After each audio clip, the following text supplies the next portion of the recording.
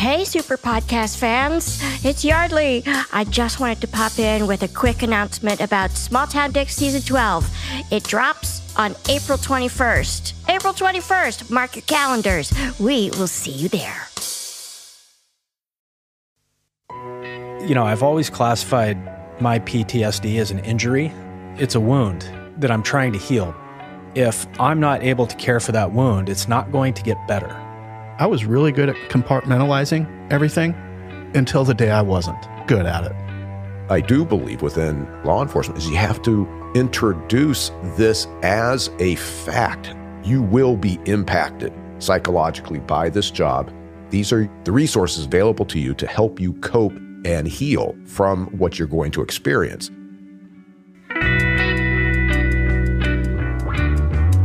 In police stations across the country, officers start their shifts in the briefing room.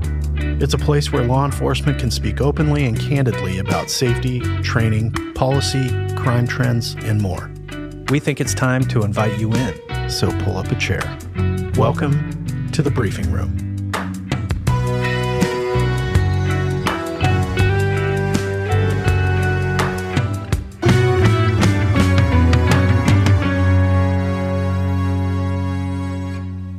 In today's briefing, 3 detectives, 3 stories of personal trauma. It's time for law enforcement to address the issue of trauma response. This is one of the main topics I consider when it comes to discussions about police reform. In this episode, we'll discuss what first responders are experiencing now and avenues to seek help. To do that effectively, I needed some first responders to talk to, and I'm pleased to be joined by my co-hosts on Small Town Dicks, my brother Dan. Good afternoon. And Mr. Paul Holes. Hey there. Each has been candid about their experiences, and they've graciously shared the challenges they face when trying to cope with the nastiness of the job. I also realize I'm not the most emotionally intelligent or emotionally available person on the planet, so we brought in our secret weapon, the incomparable Yeardley Smith. Good afternoon, sir.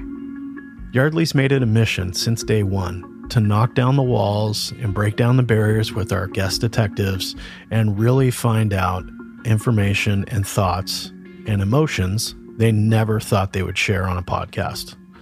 Yeardley's got a gift. I'll also note quickly, this is the final episode of the Briefing Room Season 1.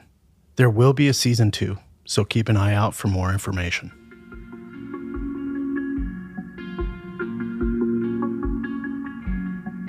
This is like Fight Club, though. You don't talk about Fight Club. So in law enforcement community, you don't talk about your reaction to traumatic circumstances. There's a cultural hurdle that police officers, first responders have to get over that I don't think people recognize. If an officer comes forward to command staff and says, listen, I'm having some issues, and it's not that I blew out my knee hopping a fence, it's this is bothering me and I'm having sleepless nights or I'm drinking too much. The initial reaction is, oh, this person's crazy. We need to take their gun and badge. Or at least that's the fear of a police officer who comes forward and says, things are bothering me. The police culture makes it where we're not incentivized to come forward with that kind of information about ourselves. That it's supposed to suck it up, move on to the next case, and deal with it when you retire. We should just pause for a second for anybody who hasn't actually listened to Small Town Dicks. So Dave used to investigate sex crimes and child abuse. And a lot of what you had to do on that job, if you found, for instance, child pornography on somebody's computer, you had to watch every file. These are things you cannot unsee. It's not like you just hit play and let it run and then you move on to the next one. It's really a critical review of each video, from a 10-second video to a video that's 29 minutes long. You have to stop, rewind 30 seconds. Let's rewatch that again. I'm trying to pick up what I can hear in the background. Anything that might lend itself to finding who this guy is that's victimizing this child. And I can't overstate the brutality of what you see in a video of an infant being raped. And when you watch hundreds of those for weeks on end, it fucked me up. How could it not? And there's this culture of, if I come forward and say, hey, I'm a shit show right now. My head's not in the game.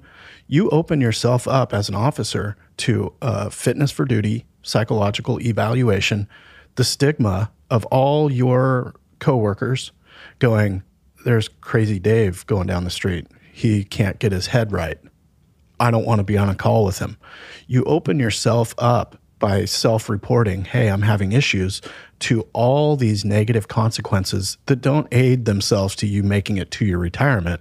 Instead, it feels more like shame because there's no obvious physical injury that required stitches or an x-ray. It's really tough to get over that and accept I'm a little jacked up. And honestly, that's why I'm out of law enforcement. I had a few cases that knocked me out of the job, and it is what it is. But I truly felt and let my command staff know, like, hey, my head's not in the game right now because I'm sleeping an hour or two a night. I'm having nightmares. I can't sleep. I wake up covered in sweat. I can't eat. I'm drinking too much. All these things that if you come to your command staff and let them know, they're going to be like, whoop, let's get him to a shrink real quick. Right, and take him off duty. Right. The incentive is, well, I'm not going to come forward with that. Everyone's going to think I'm crazy, and then I'm going to be on admin leave. There's a huge stigma with being on admin leave. So you don't report it, but then years later, you have this cumulative stress that finally breaks you, which is what happened to me.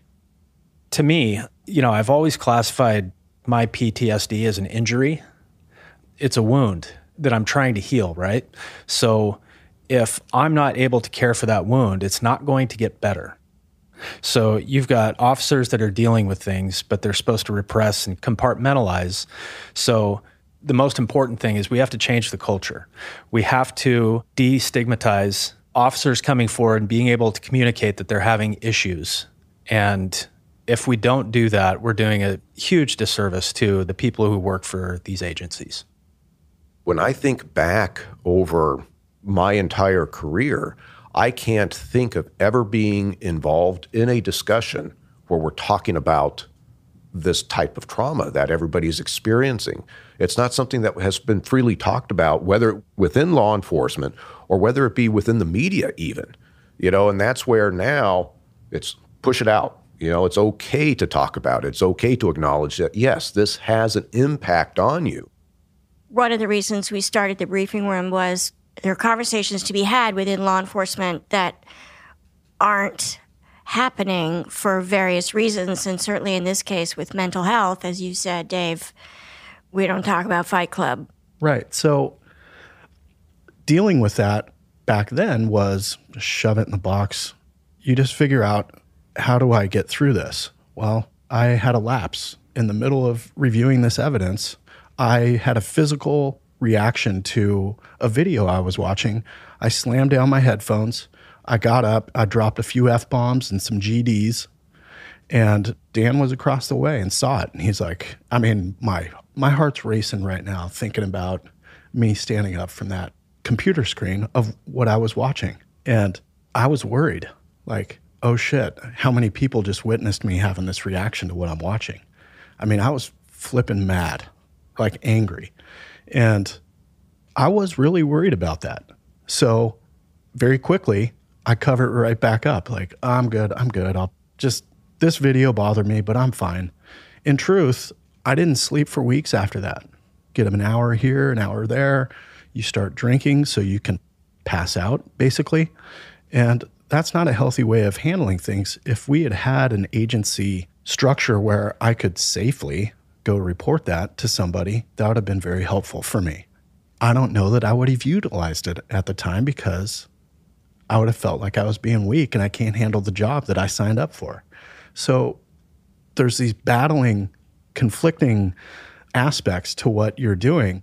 And nobody in our job is incentivized to self-report and say, hey, I want to go through the whole psychological eval situation. Please sign me up for that. You're like, no, I don't want to do that. I'm going to get shamed and I'm going to have to give up my gun and my badge. There is an expectation that you will be able to manage every situation, no matter how horrific it is, and not be impacted by that, behaviorally, emotionally, psychologically. And it seems like an open secret that everybody knows, of course, this will affect you because how could it not? Because you're human beings.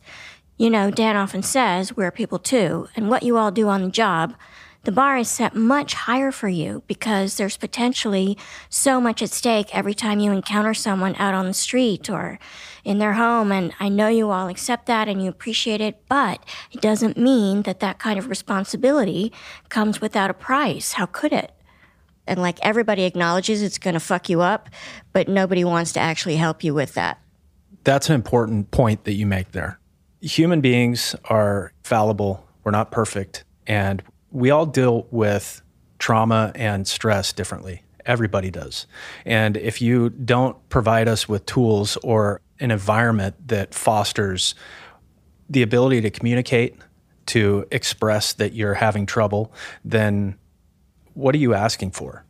This job is such that there's no way to prepare yourself. There's no way in an interview I can drill down and figure out how this person, this candidate who wants to be hired as a police officer, how they're going to react the first time they see a dead baby, how they're going to react the first time they see body parts all over a highway because a pedestrian got hit by a car and then drug hundreds of yards. There's no way to determine that. I wish there was. I would have been able to recognize some of my weaknesses. Truly, I have no way to describe walking up on a dismembered body. I've seen people pass out at crime scenes from being overwhelmed. A brand new officer responded to a suicide of a child that used a gun, and that officer left that call. He was brand new, went directly to his supervisor and said, "That I cannot handle, and I'm done. I'm done being a police officer?" Resigned. And good on that officer. This guy was a Marine, and I have great respect for him saying, I've dealt with all this shit, but I've got a similarly aged daughter, that I cannot deal with. And he said, this job's not for me. I have great respect for that. Great respect. I was really good at compartmentalizing everything until the day I wasn't good at it. As I think back, I went through the academy back in 1994, and I don't recall there ever being any type of lesson that was given to the students in the academy where there is a discussion about these types of things or what you're going to be dealing with in this profession, and they are going to impact you. Imagine us in our 20s sitting around the table. We are totally different people in our 20s. There's no way we would be open to talk about the impact of the cases we're having on us. As we've gotten older, more mature, and this trauma has piled up, what I have found is that I'm much more willing to discuss, how the career has impacted me. We've had conversations, and we can sit around and really open up about, how it is. But you're 20-somethings, you're not. And so part of the culture change, I do believe, within law enforcement is you have to introduce this as a fact. You will be impacted psychologically by this job. These are the resources available to you to help you cope and heal from what you're going to experience. And I think if it's introduced early within, the training aspect or the hiring process on the civilian side, now you have people who might be a little bit more accepting that, oh yeah, okay, everybody here is aware that this is a real deal in this career. And it's not just even the sworn officers that are subjected to this culture. I can tell that famous movie, Silence of the Lambs, and Jodie Foster passed the Vicks to put underneath her upper lip in order to mask the smell. Well, my mindset was, oh, she's weak, because here I am doing the job for real. If I were to put Vicks on my upper lip because of the smell, it's a sign of weakness. That's my job. And so even in the civilian world, it's not just the officers, it's the CSIs, it's the death investigators, it's the dispatchers, it's the attorneys that are dealing with these cases. Yeardley, the term you use, this is not natural for people to have to deal with this day in and day out. Yes. I consider fire emergency room staff, medical staff. I consider DAs and defense attorneys who have to look at the evidence that we look at. And, at my desk, eventually it's going to land on the DA and the defense attorney. They're going to have to review this. I consider all of them to be parties that are impacted by this, our evidence technicians. Anybody who reads the report, the report I wrote on this child sex abuse material, child porn case, was 20 pages long. And our records folks go through that and make sure that the data entry is all correct and that I have crossed my T's and dotted my I's. They got to read that too. And that's the job. And I was fine with it until I wasn't.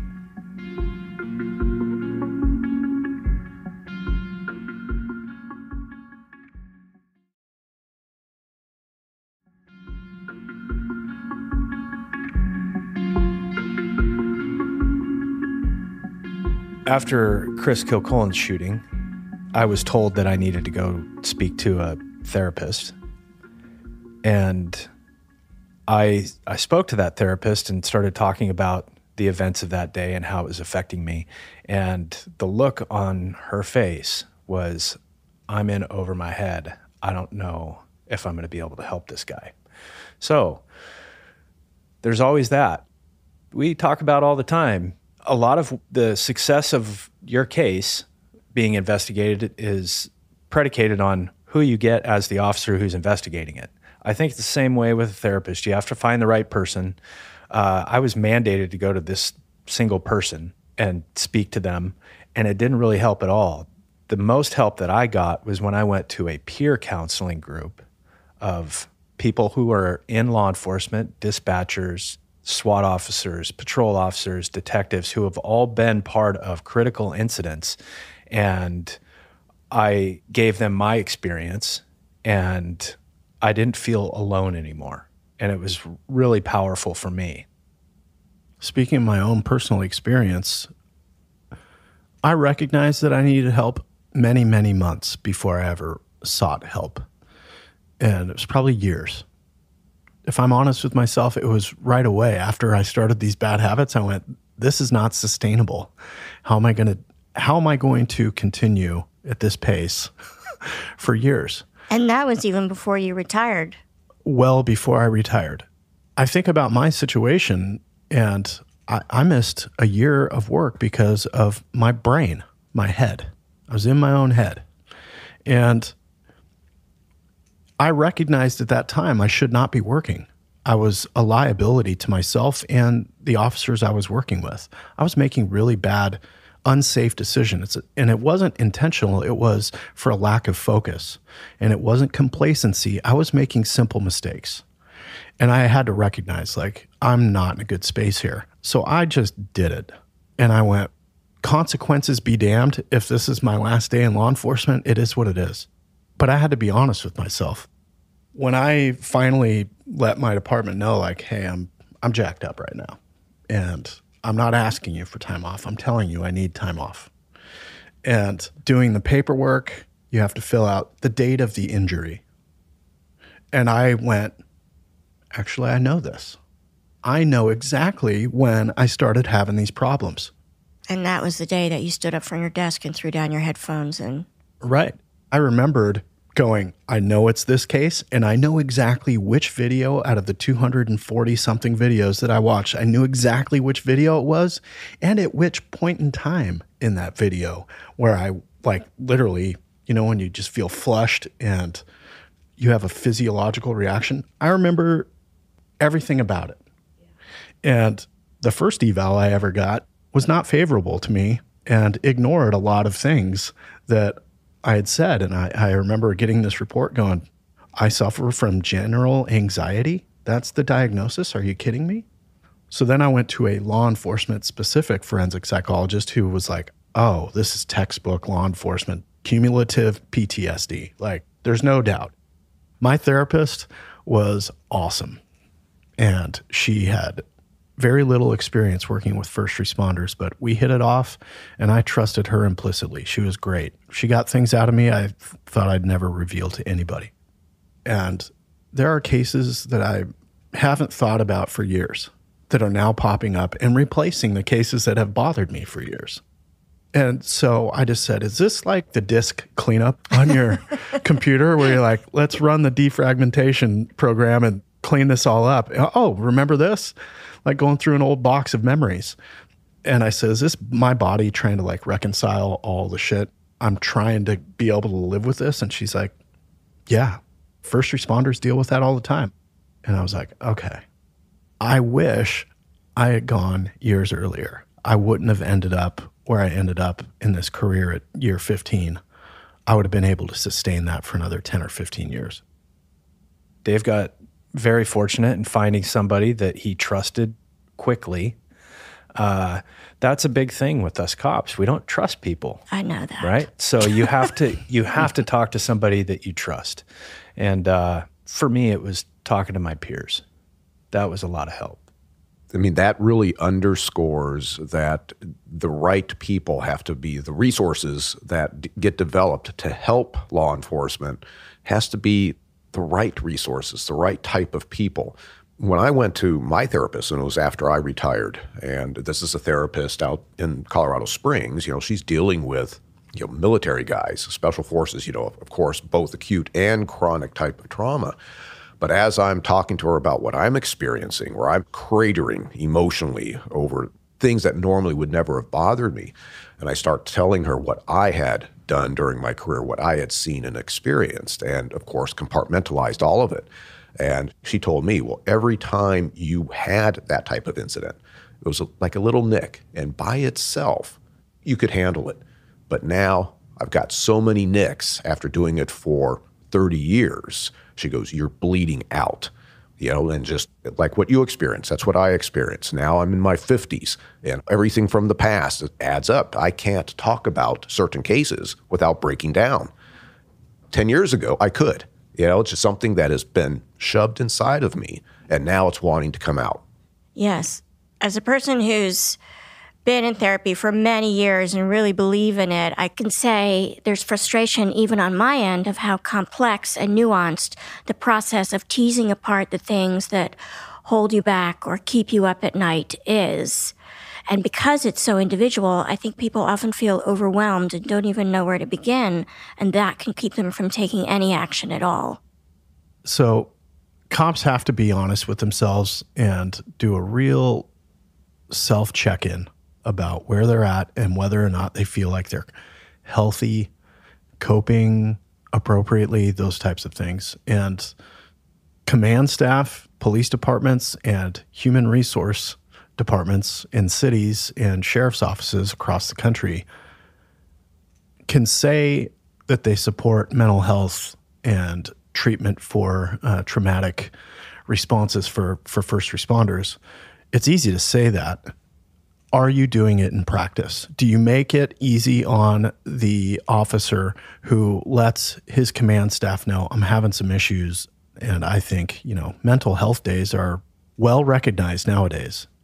In law enforcement, they're not. You're expected to show up and do the work. So these cities really have to take care of their people, and they have to be open to allowing their officers to feel safe coming and saying, I need a few days to get my shit together. And that is not happening, at least in the departments that I've had experiences with. It's all lip service from the city. They don't truly support effective trauma response for their officers. In theory, they love it, but it means they're going to have to pay a bill. And that's where I've been extremely unimpressed with actual follow through. Again, I'll stress, I have great love for the agency I worked for and the people who work there. I am not impressed with city management. When you say make it easy, it's not just about provide the resource, pay for the resource, but make sure that you don't cast a pall of shame over the person who is willing to come to you and say, I need to get my shit straight. And that requires a level of trust on the part of command staff to say, I trust Detective Dave when he says he needs to get his shit straight, that he's going to go and do that. It might not happen in one fell swoop, but I'm going to support this journey because it's important to all of us. Absolutely. My experiences aside, I know anecdotally, officers don't feel like it's safe to come forward and say, I'm struggling. I don't know of a department where officers feel like it's a safe place for them to go and say, hey, I'm having a problem. I don't know of any department that's like that. I can speak from myself personally. Our agency, they've been in the press about, hey, we've got this peer counseling team. We really want to take care of our officers. And I truly believe that. This is an organization that I gave 15 years of my life to. I'm very loyal to this organization, to the agency. That's all fine and dandy.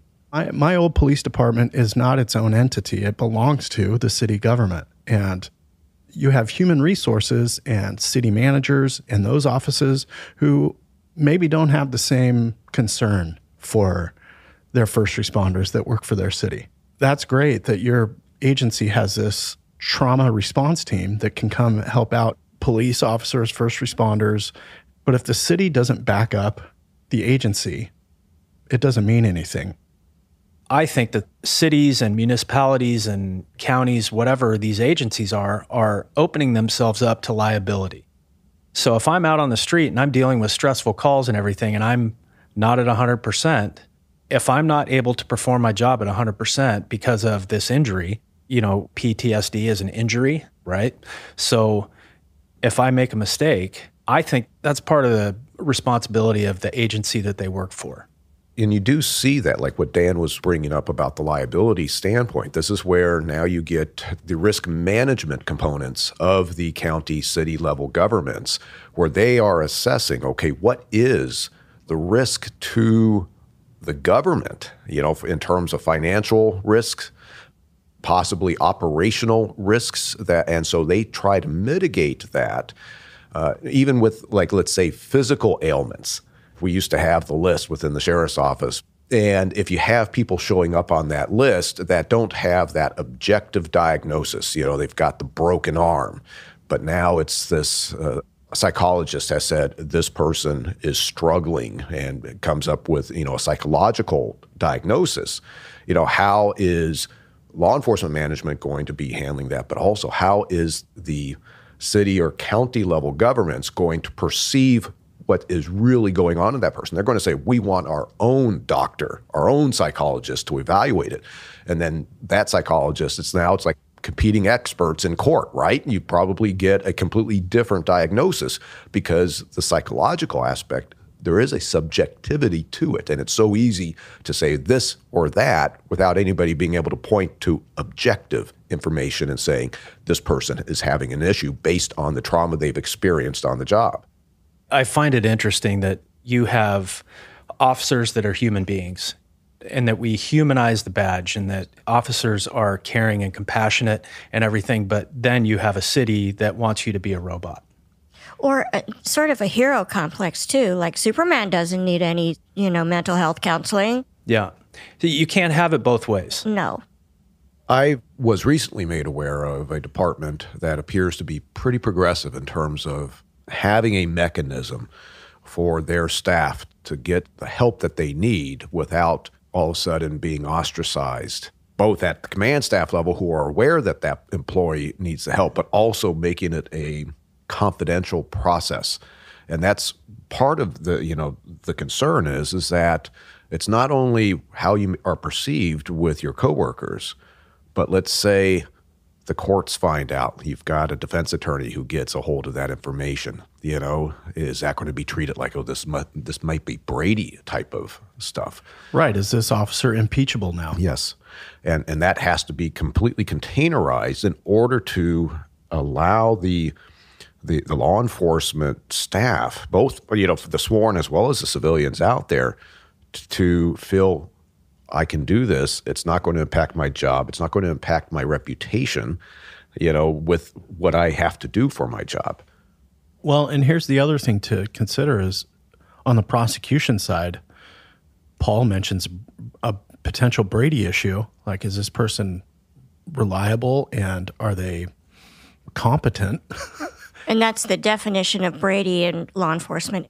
It's about lying. It's about lying and honesty and exculpatory information. But if the detective who worked the case, a defense attorney, finds out that 6 months after the case, the detective went on a 2-week sick leave and it was due to stress and anxiety, more of a mental health issue, does the defense, if they're going to go there, do they have to let the prosecutor know in advance? And does the prosecutor have to proactively get out in front of that and say, by the way, detective, we got trial coming up. Have you had any mental health evals lately that I need to forward to the defense for discovery?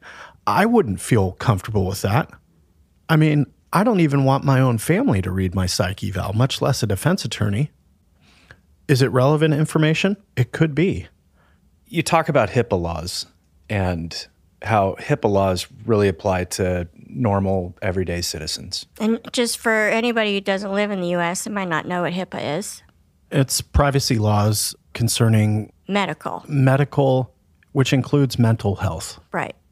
I know that there are lots of cities out there and jurisdictions that have their own wellness programs under their umbrella.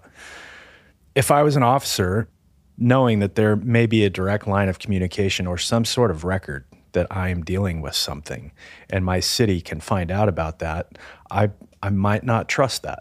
I might want to build in a couple layers of security for me and go maybe even to another city and speak to somebody there.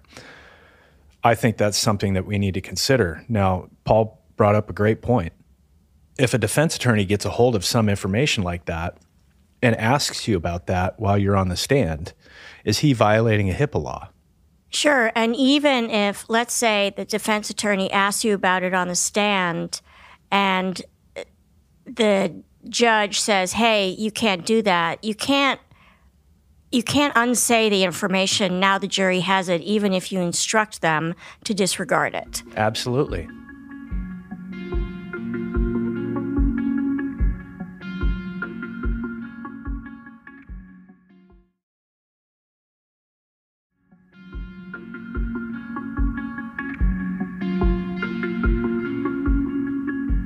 Is there any relief in, now that you're all retired and hopefully feel as though you have an opportunity to process some of these things that you compartmentalized, you thought so well, not so well, by the way, nor should you. Is there any relief in being able to work through it? I think we're able to work through it because we're not worried about the stigma anymore. Right. And it affecting our job security. Mm-hmm. I think that's why I feel like I can talk about it, because I don't have to worry about getting fired for it. It's never too late, but it's too late. You should have those opportunities on the job. Like, you can't ask an athlete to play a professional sport and then not do whatever you need to do, eat well, train, get massages, whatever you need to do to rebuild, to perform the best you possibly can at the next game. When I played professional baseball, Dave... Fuck you. When I played baseball, I mean, part of every day for me was going into the trainer's room and getting treatment for little, bumps and bruises, and my arm was sore, and that's part of it. And you have to treat human beings, especially police officers and first responders, you have to treat them the same. What do you think is the probability that people on your various police forces will take advantage of those programs? Like, we have this program, sure, make use of the program, but there's still no guarantee that there won't be stigma and shame attached to police officers, first responders making use of those programs. Like drug addiction, you can't force the help on the first responder. They've got to be ready to accept the help. And like I said, at the time that I really had this impactful case, I wasn't prepared to step forward and ask for help. Like Paul said, if it was ingrained into me from day one that, hey, just like writing reports, this is also a component of your job, I would have felt a lot more comfortable. So I'd have been like, oh, we've got a department for that, or I've got a supervisor I can go to for that. So, gentlemen, what would you suggest to a first responder out there who's struggling with trauma? What advice would you have for them? My advice, any police officer who is going, all right, I'm listening to this episode, I'm going to make the call. All I did was went on Google and said, I did a Google search on therapists, trauma response, first responders, near me. And it was just 3 phrases, and up popped, hundreds of listings of counselors in my area. And I went through about 15 profiles. I emailed a couple and just said, hey, here's the type of stuff I'm going to be talking about. I just want to give you a warning in case you're not comfortable, in case that's too much for you. And I found one therapist who said, yeah, that's not really my bag. And I had another therapist who I ended up with who said, I don't know what the answer is to that, but I want to find out with you how much she could handle. And she's a pro. And that's all I did. I got on Google and I looked for the right fit, and I had a little discussion. It could be that simple. Lots of police unions have clauses in their contract about mental health and counseling services. You can look in, if you're a first responder, look into your collective bargaining agreement. Contact your union rep and go through the scenario. Hey, I'm having some issues. I'd like to get some confidential help with this so it doesn't impact my career or my standing, but here's what I'm dealing with. You got to find trusted folks, and departments really have to realize that the landscape has changed. And you're either on board or you're just going through the motions. Are there any specific organizations? I know we did an episode several years ago with one of the founders and Kevin Pollack as well on Cover Now, which provides help for first responder families, law enforcement families, I suppose, mostly, when the breadwinner has been killed in the line of duty. Cover Now's primary focus is to help families of officers that have committed suicide or have suffered catastrophic injuries and can no longer work. It turns out that if an officer has been killed in the line of duty, there's plenty of resources for the families on that front. So Cover Now has been, they're saying there's nothing out there for these situations, suicide and catastrophic injuries. So obviously the goal is to get involved and there to be some sort of intervention before we get to that point. So there are resources out there. It's a nonprofit called COPLINE, COPLINE. It's for international law enforcement, and it's cops talking to cops. So you can call them. The hotline is 1-800-COPLINE or 1-800-267-5463. You can call them. Like I said, it's international law enforcement. It's not just U.S. law enforcement. We've talked to law enforcement in Australia and Ireland and Scotland. Call somebody.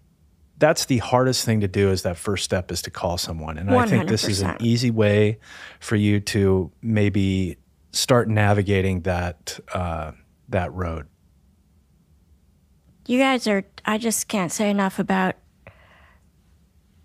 how meaningful it is that you're willing to be honest with, we have hundreds of thousands of listeners, and that you are willing to bare your souls in this way in hopes that it will help somebody else.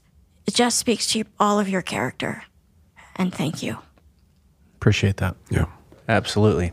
I hope this can help one officer. Exactly. And it's worth it to me.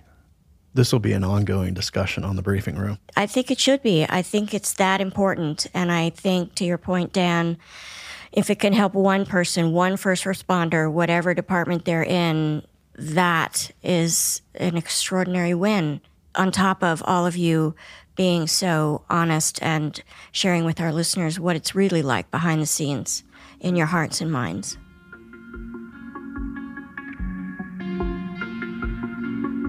So this wraps up season 1 of The Briefing Room. For me, it's been rewarding to give our listeners kind of a behind-the-scenes look at law enforcement. I hope this show gives listeners answers to questions they maybe never had, or questions they had and never got the answer to. That's what we want the show to be. These are the conversations that we feel still need to be had. So thank you. And we can't wait for you to join us back on season 2 of The Briefing Room.